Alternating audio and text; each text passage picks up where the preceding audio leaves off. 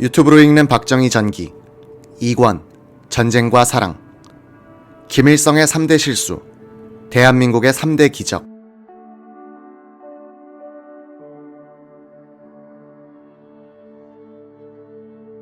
미군이 개입하지 않을 것이라는 김일성의 기대도 무너졌다. 트루먼 미국 대통령은 미주리주의 고향 마을에서 주말을 보내다가 한국의 남침 소식을 듣자마자 미군 파병을 결심했다. 대부분의 미국인들이 지도상 어디에 있는지도 모르던 나라를 위해 트루먼이 이런 결심을 한 이유에 대해서는 지금까지도 논란이 되고 있다. 여순 14연대 반란 사건과 같은 지하 공작이 아니라 38선을 돌파하는 전면전으로 나온 북한의 철면 피성이 미국 대통령의 자존심을 상하게 했다는 해석도 있다. 인민군이 서울에 들어온 28일, 미군 공군기가 처음으로 출격해 인민군을 공격하기 시작했다.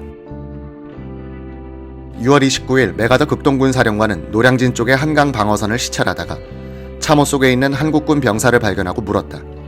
자네는 언제까지 그 호 속에 있을 셈인가? 각하도 군인이고 저도 군인입니다. 군인은 명령에 죽고 삽니다. 상관의 철수 명령이 내려지던가 아니면 제가 여기서 죽을 때까지 이곳을 지키겠습니다. 감격한 메가더 원수는 그의 등을 두드려주면서 말했다고 한다. 내가 도쿄로 돌아가 지원 병력을 보내줄 테니 안심하고 싸우게. 6.25 동란에서 김일성의 3대 실수는 남로당의 봉기를 기대한 것과 미군이 개입하지 않을 것이라고 오판한 것, 그리고 서울을 점령한 뒤 3일간 머뭇거리면서 한강을 건너지 않은 것이다. 당시 인민군 작전국장 유성철의 증언에 따르면 인민군의 남침 계획 초안은 소련 군사구문단이 만들어준 것인데 서울 점령까지의 작전 계획만 되어 있었다는 것이다. 서울만 점령하면 후방에서는 남로당이 들고 일어나 이승만 정부는 자동적으로 와해될 것으로 믿었기 때문에 점령 이후의 작전 계획이 존재하지 않았다는 주장이다. 인민군이 서울을 통과해 곧바로 남진했더라면 국군은 재편성의 여유를 갖지 못하고 붕괴되어 버리고 미군이 상륙해도 교두보를 만들 수 없었을지 모른다. 많은 국민들은 피란의 길을 선택해 국군과 함께 남하하기 시작했다. 6.25 직전에 이승만 대통령이 초법적인 방법으로 단행한 농지개혁으로 거의 모든 농민들이 지킬 재산을 가진 지주가 되었기 때문에 인민군이 내건 농지 무상분배나 계급 해방이란 구호도 매력을 상실했다. 여순 14연대 반란 사건 이후에 있었던 군내 남로당원들의 숙청과 서울 함락 이후 후방에 불어닥친 남로당 전력자 모임인 보도연맹원 숙청은 인민군의 남진에 호응할 조직을 원천적으로 제거했다.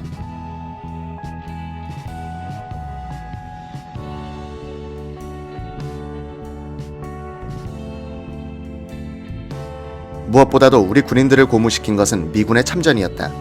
세계 최강의 군대가 참전했으니 언젠가는 이긴다는 희망을 갖게 되고 후퇴는 있지만 항복은 없다는 투지를 샘솟게 했다. 김일성의 3대 실수에 대해서 대한민국을 도운 3대 기적이 있었다. 6월 28일 인민군이 서울을 점령한 뒤 7월 1일 전차대를 도강시켜 3일 수원을 점령할 때까지의 6일간 한강 남쪽 방어선을 지켜낸 것이 첫째 기적이었다. 나머지 2개의 기적은 8월에 낙동강 교두보를 지켜낸 것과 9월의 인천 상륙 작전이다. 국군은 28일 중국군의 소장으로 근무한 적이 있는 김홍일 소장을 시흥지구 전투사령관으로 임명했다. 김 사령관은 한강을 건너온 장병들을 수습해 혼성 5개 사단으로 재편성해 김포, 서울 사이 한강 남한 방어성에 투입했다. 중화기는 서울에 버려두고 온 탓으로 연대당 공용 화기는 박격포가 2개에서 3문, 기관총이 5개에서 6정에 불과한 사실상의 소총부대였다. 육군사관학교 생도들까지 사병 신분으로 전투에 투입됐다. 육사는 1949년에 4년제로 개편하고 정규 1기생으로 263명을 선발했다. 교관 요원이 부족하고 교과 과정에 대한 준비가 안 되어 있어 1기생에 한해서는 1년제로 하기로 했다. 1950년 6월 1일에 입교한 정규 2기생 334명부터 4년제 교육을 시키기로 한 것이다. 약 600명에 달한 이들 정규 1, 2기는 남침 직후 생도대대로 편성돼 미아리와 태릉 전선에서 격전 중 흩어졌다가 한강 남쪽에서 재편성됐다. 이 생도대대의 전사, 실종자는 150명을 넘을 것으로 추정되지만 정확한 수는 파악되어 있지 않다. 정규 2기생들은 입교한 지 한 달이 되지 않아 총도 제대로 다룰 줄 몰랐다. 살아남은 정규 2기생도들은 부산 동래에서 단기 장교 양성기관으로 창설된 육군종합학교 1기 및 2기생으로 편입됐다. 여기서 6주간의 교육을 받고 임관돼 전선에 배치됐다. 진짜 4년제 정규 육사 1기는 1952년 진해에서 입교한 생도들이다. 전두환, 노태우 또 여기에 포함됐다. 육군 소령으로 복직한 박정희는 한강 방어선 공방전 동안 수원의 한 국민학교로 들어간 정보국 전투정보과에서 전황판을 복원했다. 교실 벽에 걸린 지도를 떼내어 깔아놓고서 박정희는 주로 기억에 의존해 서울 철수 직전에 종합된 적정을 붉은색 연필로 그려넣기 시작했다. 김종필, 이영근 등 육사 8기 출신 장교들은 1년이 넘게 박정희의 지도하에 인민군 사단의 병력, 화기, 편제에 대해서 씨름하다 보니 각자의 머리에 관련 정보가 많이 입력돼 있었다. 박정희는 이들 장교의 머릿속에 있는 정보를 뽑아내 상황판의 복원에 성공했다. 그 16년 뒤 이영근은 반공연맹의 사무총장으로서 승공관 기념비 제막식을 가졌다. 박정희 대통령이 참석했는데 전시관에 걸린 6.25 남침도를 바라보더니 이렇게 말하는 것이었다. 이봐 이 총장, 이거 잘못됐어. 인민군 105 전차여달은 여기가 아니고 여기에 있었어. 지도상으로는 불과 몇 센티미터의 오차였고 일반 관람객들에게는 하등 문제가 될 것이 없을 정도였지만 박정희의 뇌리에 남은 서울 진입 선봉부대의 전투 배치도는 이것을 허용하지 않았다. 육군본부는 한강을 도하한 인민군 주력이 밀고 들어오자 7월 3일 오산을 거쳐 평택으로 이동하게 됐다. 육본의 차량 행렬이 오산을 지났을 때 북한 공군 야크기 편대에 공습을 받았다. 차를 도로상에 세우고 탑승자들은 길가 수로에 뛰어들어가 몸을 숨기려 했다. 김종필 중위는 수로에 몸을 잠그고 야크기의 기총소사 소리를 들으면서 박정희 소령을 바라보았다. 박정희는 굵은 가로수를 끌어안고서 요리조리 돌면서 야크기의 공격을 피하고 있었다. 이때 미군 전투기 편대가 나타나 야크기 한 대를 격추시키자 나머지는 북쪽으로 달아나고 미군기는 추격해갔다. 6본 차량 행렬이 평택역에 도착했을 때 다시 야크기의 공습을 받았다. 이날 수원이 적에게 점령되자 6본은 다음날 대전으로 이동했다.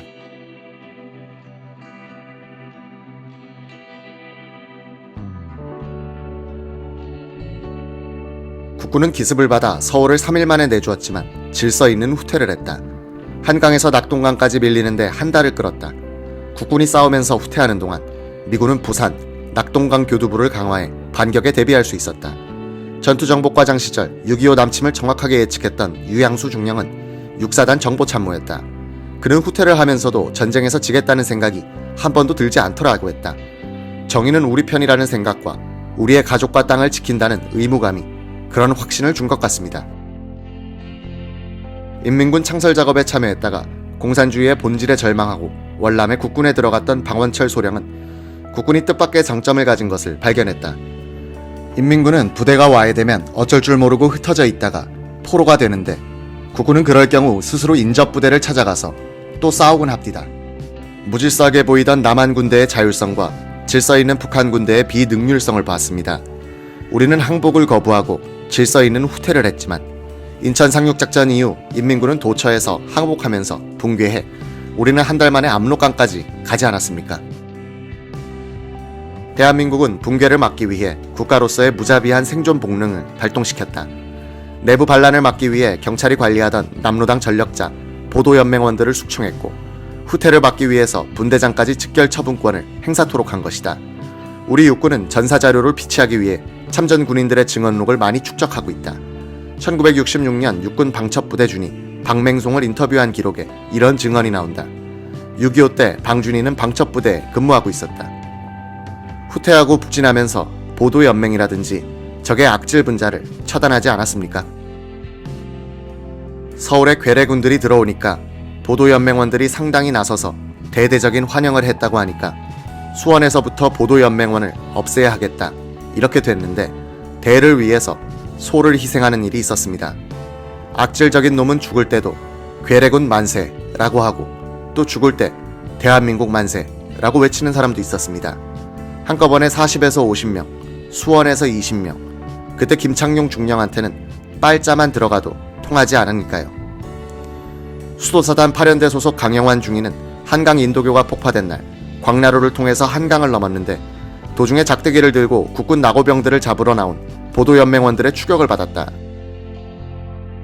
수원에 몰린 국군에게는 벌써 서울에서 자행되고 있던 경찰, 군인 가족과 우익인사 학살 사건이 전해지고 있었다. 비겁한 기습을 당해 쫓기는 신세가 된 국군에게 이런 소식은 치가 떨리는 것이었다. 즉시 방첩부대와 경찰 계통으로 보도연맹원 처리 지침이 내려갔다. 이 무렵 야간에 충북의 진천을 후퇴하던 국군 부대는 마을 창고에서 들려오는 인민군 만세 소리를 듣게 됐다. 창고에 갇힌 보도연맹원들이 국군의 접근을 인민군의 접근으로 오인하고 그런 것이었다. 화가 치민 국군들은 수류탄을 까 창고 속으로 던져 넣었다. 후퇴 과정에서 그런 살벌한 일들만 생긴 것은 아니었다. 수도사단 강영환 중위는 6.4 8기생회가 펴낸 노병들의 증언에서 이런 이야기를 공개했다. 용인에서 오산으로 철수하라는 명령을 받은 것은 7월 4일 밤. 며칠간 악전고투하면서 잠도 못 자고 식사도 못해 기진맥진했다. 출발과 함께 졸면서 앞에서 가는 대로 발길만 옮겼다. 옆이나 앞뒤에 누가 가고 있는지 관심도 없었다. 자정쯤인데 눈을 떠보니 옆에서 누런 견장을 붙인 북계병들이 우리와 함께 걸어가고 있지 않은가. 5월 동주였다. 그들도 휴식을 하다가 어느 사이 우리 대열에 끼어든 모양이었다. 잠에 취해서 적이란 생각도 못하고 경계심도 긴장감도 들지 않았다. 그들이 앞뒤로 얼마나 있는지 확인할 생각조차 들지 않았다. 눈을 감고 정신없이 걸었다. 잠이 그다지도 야속할까. 청주, 보은, 점촌, 위성 전투를 거치고 청송 전투에 참가하기 위해 야간 강행군을 실시했다. 휴식 명령이 떨어지면 병사들은 길가에 앉아버린다.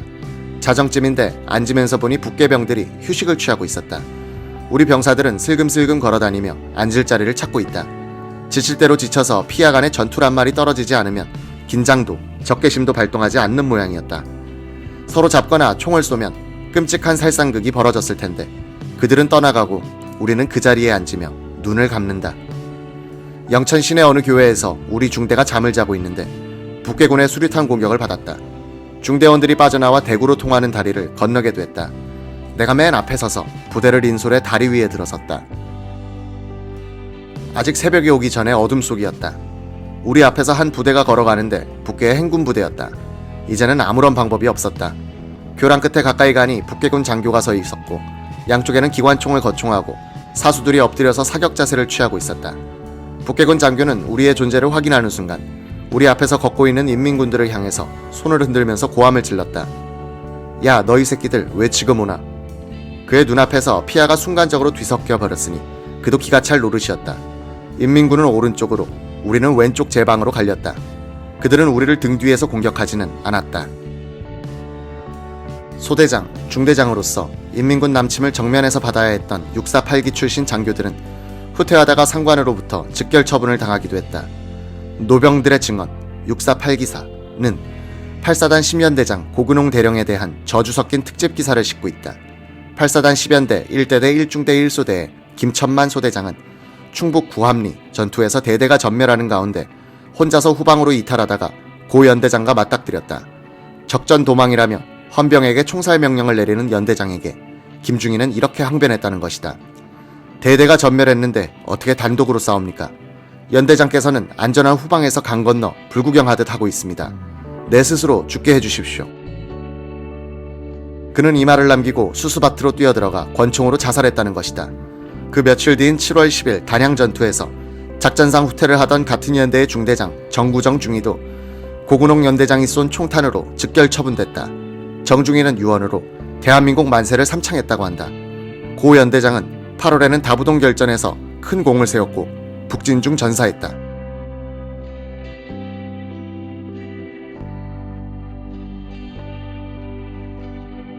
6.25 남침 때 일선 소대장, 중대장으로 배치됐던 6.4 8기 장교들 가운데 많은 전사자가 발생했다.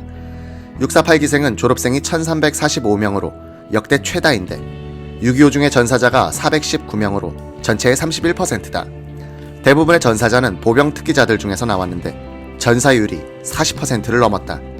인민군은 1등 저격수를 선발해 국군의 소대장을 표적으로 삼도록 했다. 8기생은 소모품이라는 말이 나올 정도였다. 전사에 8기생이 유공자로 나오는 경우가 별로 없는 것은 그들이 말단 지휘자들이었으므로 단독 작전을 수행할 입장에 있지 않았기 때문이다. 이들 8기생은 중령 계급장을 6년 이상 달아야 할 정도로 진급에서도 불이익을 봤다. 이런저런 울분에 차 있던 이들은 5.16 거사의 주체 세력이 된 뒤에는 우리나라의 중추부를 장악했다. 그 인맥의 마지막 주자가 김종필인 셈이다. 7월 3일과 4일 박정희 일행은 6본과 함께 수원을 떠나 평택을 거쳐 대전으로 가면서 북상하는 미군 선발대를 만났다. 이들은 일본에 주둔하던 미 24사단 21연대 1대대 장병 406명으로서 스미스 중령이 지휘하고 있었다. 인민군을 장개석 군대 정도로 만만하게 보고 소련제 T-34 전차에는 통하지 않는 무반동포나 바주카포를 가지고 소풍 가는 기분으로 올라가던 스미스 부대는 7월 5일 오산 북쪽에서 인민군 4사단 전차부대의 공격을 받고 괴멸해버렸다. 육보는 7월 4일 대전에 있던 충남도청에 들어갔다. 도청 발코니에서 장도영 정보국장은 미 24사단의 전차부대가 북상하는 것을 보고서 이제는 안심이다고 생각했다. 미군은 인민군을 금강선에서 막으려고 했으나 실패했다. 금강을 넘은 인민군은 20일 대전을 점령했다. 21일 새벽 후퇴중에 길을 잃은 24사단장 딘 소장은 혼자서 35일간 헤매고 다니다가 8월 25일 좌익 청년들에게 붙들려 북한 측에 넘겨졌다. 미군은 마침내 북한 인민군이 남미나 필리핀 군대 같은 오합지졸이 아니라는 사실을 알게 된다. 뒤의 일이지만 미군은 일본군, 북한군, 중공군, 월맹군 같은 유교 문화권의 군대가 인간관계와 상하간 서열의식이 강한 데다가 정치적 이념으로 무장하면 역경에 처해서도 악착같이 싸운다는 것을 1승, 1무, 1패의 기록을 통해서 깨닫는다. 그들은 역사 문화가 서구와 너무 다른 동아시아에서 육상전에 말려서는 안 된다는 교훈을 얻었다. 박정희는 7월 11일 대전을 철수하는 육본을 따라서 김천에 가서 3일간 머물다가 14일 대구에 도착해 경북 도립병원 앞에 있는 건물에 입주했다. 인구 30만 명이던 대구는 피란민이 몰려들어 70만 명으로 불었다. 8월에 접어들면서 대구 북쪽으로 10km까지 남아한 전선에서 대포 소리가 들려오고 밤에는 하늘이 벌겋게 달아오르곤 했다. 박정희 소령이 이끄는 전투정복과의 주 임무는 낙동강 교두보를 압박하고 있는 인민군 부대들에 대한 전력 조성표를 만드는 것이었다. 이는 우리 군에서 전투 서열이라고 번역하는 개념이다. 우군이 상대하고 있는 적부대의 역사, 지휘관들의 성격, 장비, 편성, 사기 등에 관한 정보를 항상 최신 상태로 유지하는 것이다. 이 정보 개념은 6.25를 통해서 한국군에 소개됐다. 미군은 전투정보과에 정보장교를 파견하여 적부대의 전력 조성표를 영문으로 번역하여 가지고 갔다. 낙동강 전선의 상황이 급박해지자 국보는 6본의 참모장교들까지 뽑아가서 일선에 투입하곤 했다. 박정희는 이런 조치에 맞서서 전투정보과 소속 장교들을 잘 보호해 한 사람도 일선으로 뽑혀가지 않도록 했다. 어느 날 6본 정보국 첩보과 장교 및 하사관, 비상소집이 있었다. 집합한 수십 명의 장병들은 트럭을 타고 어디론가 사라졌다. 이들은 한동안 돌아오지 않았다. 미군 수송기에 실린 장병들은 낙하산을 하나씩 짊어지고 즉석 낙하 요령을 교육받았다. 비행기는 낙동강 전선 후방의 점령지 상공에 도달했다. 장병들은 뛰어내렸다. 미군은 겁을 먹은 사람들을 비행기 밖으로 밀어버리기도 했다.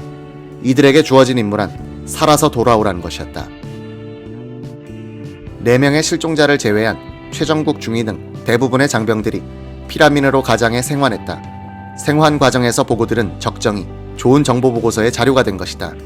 정보국 산하에 있긴 했지만 독립부대처럼 행동하던 방첩부대에서도 그런 목적의 비상소집이 있었다. 집합한 장교들을 둘러보던 부대장 한웅진 중령은 앞에 있는 장경순 소령을 보더니 화를 버럭 내면서 장소령, 자네는 내 방에 가서 대기해 라고 소리쳤다. 장교들을 비행장으로 보낸 뒤 사무실로 돌아온 한중령은 영문을 모르는 장경순에게 자초지정을 설명해줬다. 전북이 고향인 두 사람은 군에 들어오기 전부터 친구 사이였다. 육사동기 박정희를 형님으로 모시면서 그가 부로할 때도 의리를 변치 않았던 한중령은 이때 대구 지역의 저승사자였다. 낙동강 전선과 후방의 방첩을 책임진 한홍진의 부대는 간첩과 좌익 색출 작업을 벌이고 있었다. 대구 폭동의 예에서 보듯 좌익 세력이 뿌리 깊은 이 지방에서는 수많은 용의자들이 재판 없이 처리됐다. 그들의 생살 여탈권을 쥔 사람이 한웅진과 후임 부대장 김창룡 중령이었다. 대한민국의 운명이 경각에 달렸던 1950년 여름의 대구 시절, 박정희는 한웅진, 장경순과 자주 어울렸다. 한웅진은 술에 취하면 짓궂은 장난을 잘 쳤다. 박정희의 군화에다가 소변을 누기도 했다. 그것도 모르고 발을 넣다가 오줌물이 쪽 쏟아오르면 박정희는 이 친구가 또 지랄했구나 하고 웃기만 했다. 박, 한, 장 이 세 사람의 인연은 그 11년 뒤 박정희 소장이 신당동 집을 나와서 군사혁명의 지휘본부로 출발할 때 동행하는 운명으로 발전한다. 8월 말 인민군이 마지막 힘을 내어 대구 북쪽을 공격하고 있을 때 박정희 소령의 과에는 인민군 13사단 포병연대장 정봉욱 중자과 이영근 중위와 침식을 함께하면서 조사를 받고 있었다. 정 중자는 8월 22일 다부동 전선에서 당번병 한 명을 데리고 백기를 흔들면서 귀순했다. 그는 허리에 찬 가죽 가방에 작전 지도를 넣어왔다. 한국 전쟁사에 따르면 그는 정치 군관들의 간섭에 대한 불만과 함께 사단장이 포병 사격에 문제를 추궁하는 데 대하여 위험을 느꼈다고 한다. 그는 국군 1사단에 인민군이 과수원에 위장시켜 놓은 20문의 포 위치를 알려줬다. 이 포들은 즉시 파괴됐다. 이영근 중위는 정봉욱의 머리에 남아있는 정보들을 빼내 책 한 권 분량의 적 전투 서열 정보를 작성해 미군과 국군 지휘부에 제출했다.